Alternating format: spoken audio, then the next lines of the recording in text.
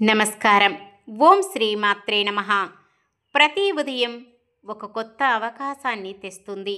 ఆ అవకాశంతో రోజును సద్వినియోగం చేసుకోండి. సదాశివ కుటుంబ సభ్యులందరికీ శుభోదయం. జీవిత సత్యం: ఏదీ శాశ్వతం కాదు. ఈ లోకంలో గడుపుతున్న ఈ క్షణం మాత్రమే మనది.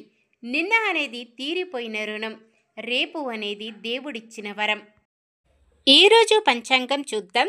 శ్రీ విశ్వావసునామ సంవత్సరం దక్షిణాయనం శరదృతువు, కార్తీక మాసం కృష్ణపక్షం, 2025 నవంబర్ 10 సోమవారం.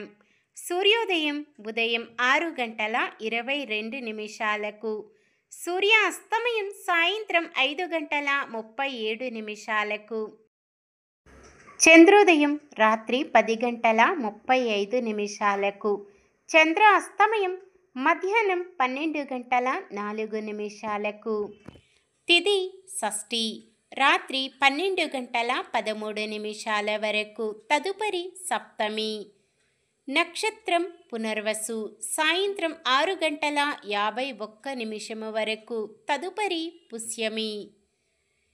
కరణము గరజి, మధ్యాహ్నం 1:11 వరకు. తదుపరి వనిజ, రాత్రి 12:13 వరకు. తదుపరి విష్టి. యోగము సాధ్యము, మధ్యాహ్నం 12:01 వరకు. తదుపరి శుభము. అశుభ సమయాలు: రాహుకాలం ఉదయం 7:46 నుండి 9:11 వరకు. యమగండం ఉదయం 10:35 నుండి 11:59 వరకు. గుళిక కాలం మధ్యాహ్నం 1:24 నుండి 2:48 వరకు. దుర్ముహూర్తం మధ్యాహ్నం 12:22 నుండి 1:07 వరకు. తిరిగి మధ్యాహ్నం 2:37 నుండి 3:22 వరకు. వర్జ్యం రాత్రి 2:38 నుండి 4:12 వరకు. శుభ సమయాలు: బ్రహ్మముహూర్తం తెల్లవారుజామున 4:46 నుండి 5:34 వరకు. అమృత గడియలు సాయంత్రం 4:30 నుండి 6:01 వరకు. అభిజిత్ ముహూర్తం ఉదయం 11:37 నుండి 12:22 వరకు. నవంబర్ 10 సోమవారం. ఈరోజు మంచిదేనా? ఈరోజు శుభకార్యాలు చేసుకోవచ్చా తెలుసుకుందాం. ఈరోజు ఉన్న తిథి షష్ఠి, రాత్రి 12:13 వరకు ఉంటుంది. తదుపరి సప్తమి. షష్ఠీ తిథి శుభకార్యాలకు అనుకూలమైనది కాదు. తదుపరి వచ్చే సప్తమి తిథి సకల శుభకార్యాలకు అనుకూలమైన తిథి. షష్ఠీ తిథి ఈ రోజంతా ఉంటుంది కాబట్టి శుభకార్యాలకు అనుకూలమైనది కాదు. పుష్యమి నక్షత్రం సోమవారం కలయికతో సర్వార్థ సిద్ధి యోగం ఏర్పడుతుంది. ఈ యోగ సమయం సాయంత్రం 6:48 నుండి మంగళవారం ఉదయం 6:11 వరకు ఉంది. ఈ యోగ సమయములో కొత్తగా పనులు ప్రారంభించటం, ఉద్యోగ అప్లికేషన్లు పెట్టుకోవడం, చెడ్డ అలవాట్లు మానివేయడం వంటివి చేసుకోవచ్చు. సాధారణమైన పనులు: మనం ప్రతిరోజు చేసుకునే పనులకు ఎటువంటి దోషాలు ఉండవు కాబట్టి యథావిధిగా చేసుకోవచ్చు. సూర్యుడు తులారాశిలో ఉంటారు. చంద్రుడు మధ్యాహ్నం 1:03 వరకు మిథున రాశిలో, తదుపరి కర్కాటక రాశిలో ఉంటారు. సోమవారం తూర్పు నైరుతి దిక్కున ప్రయాణాలు చేయరాదు. చంద్రబలం మధ్యాహ్నం 1:03 వరకు చంద్రబలం ఉన్న రాశులు: మేషం, మిథునం, సింహం, కన్య, ధనుస్సు, మకరం. మధ్యాహ్నం 1:03 నుండి మరుసటి రోజు సూర్యోదయం వరకు చంద్రబలం ఉన్న రాశులు: వృషభం, కర్కాటకం, కన్య, తుల, మకరం, కుంభం.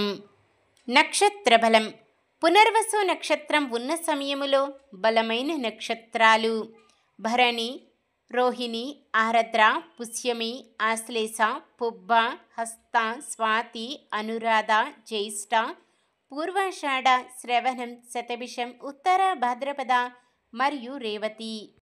పుష్యమి నక్షత్రం ఉన్న సమయములో బలమైన నక్షత్రాలు: అశ్విని, కృత్తిక, మృగశిర, పునర్వసు, ఆశ్లేష, మఖ, ఉత్తర, చిత్త, విశాఖ, జ్యేష్ఠ, మూల, ఉత్తరాషాఢ, ధనిష్ట, పూర్వ భాద్రపద మరియు రేవతి.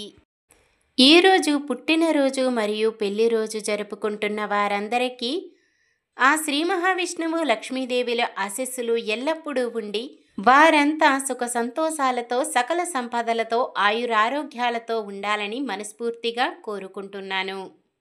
నిన్న మేమడిగిన ప్రశ్నకు సమాధానం: పరమశివుడి 2 కన్నులు, సూర్యుడు, చంద్రుడు. ఈరోజు ప్రశ్న: తిలోత్తమాను ఎవరు సృష్టించారు? పరమశివుడు, యముడు, విష్ణుమూర్తి, వ్యాస మహర్షి. సమాధానాన్ని కామెంట్లో తెలపండి. ఈరోజు మన దినఫలాలు ఎలా ఉన్నాయో తెలుసుకుందాం. మేషరాశి: నూతన కార్యక్రమాలను ఆటంకాలు అధిగమించి పూర్తి చేస్తారు. వృషభ రాశి: ఆలోచనలు కలిసి రాక డీలా పడతారు. మిథున రాశి: కొన్ని వివాదాలు పరిష్కరించుకుంటారు. కర్కాటక రాశి: కొత్త విషయాలు తెలుసుకొని ఆశ్చర్యపడతారు. సింహరాశి: ముఖ్యమైన పనులు అనుకున్న సమయానికి పూర్తి చేస్తారు.